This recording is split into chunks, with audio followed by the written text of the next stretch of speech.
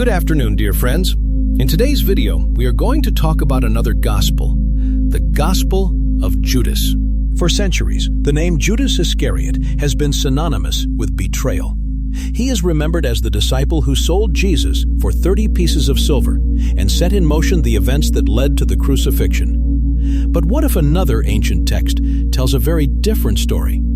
Today, we'll explore where the Gospel of Judas was found, why it's classified as apocryphal, who Judas really was, what this gospel teaches, and how its portrayal of Judas and Jesus differs from the four canonical gospels. Where was the Gospel of Judas found?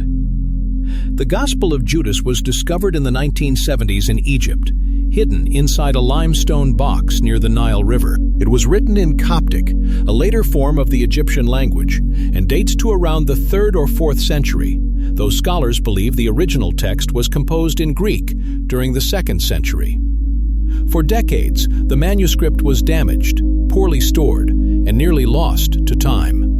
It wasn't until 2006 that the text was restored, translated, and publicly revealed, bringing renewed attention and controversy to early Christian history. Why is the Gospel of Judas considered apocryphal?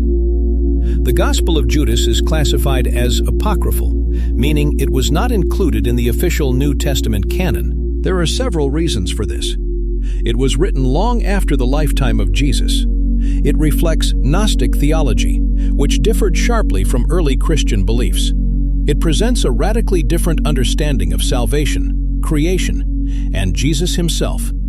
Early church leaders rejected Gnostic texts because they believed these teachings distorted the message passed down from the apostles. As a result, writings like the Gospel of Judas were excluded and labeled heretical. Who was Judas Iscariot? In the canonical Gospels, Matthew, Mark, Luke, and John, Judas is portrayed as the betrayer, driven by greed, deception, or even possession by Satan. He hands Jesus over to the authorities, regrets his actions, and ultimately meets a tragic end. But the Gospel of Judas paints a very different portrait. In this text, Judas is not a villain, but the only disciple who truly understands Jesus. According to the Gospel of Judas, Jesus laughs at the other disciples for misunderstanding his message. Judas is chosen to perform the act that will free Jesus from his physical body. The betrayal is portrayed as an act of obedience, not treachery. This gospel reflects Gnostic beliefs, which taught that the physical world is flawed and that salvation comes through hidden knowledge, or gnosis. In this view, Jesus is a spiritual being trapped in flesh, and Judas helps release him. Unlike the tension found in the canonical Gospels, the Gospel of Judas depicts a private, intimate relationship between Jesus and Judas. Jesus speaks to Judas alone. He reveals secrets to him, and he entrusts Judas with a role no other disciple could fulfill. Judas is portrayed as tragic, not evil, destined to be hated for carrying out a divine plan. Now, let's compare the Gospel of Judas with the four canonical Gospels. In the four canonical Gospels, Judas betrays Jesus out of weakness or corruption. Jesus predicts the betrayal with sorrow. Judas is condemned by tradition and theology. However, in the Gospel of Judas, Judas acts with purpose. Jesus encourages the betrayal.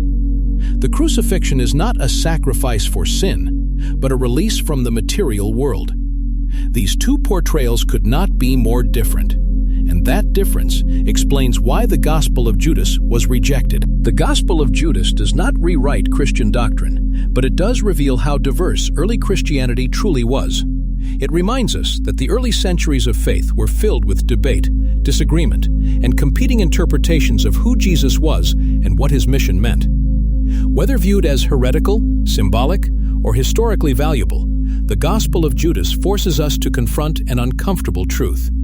History is often written by those who decide which voices are allowed to remain, and some stories were not lost. They were deliberately left behind. I hope this video about the Gospel of Judas has pleased you. Thank you for watching.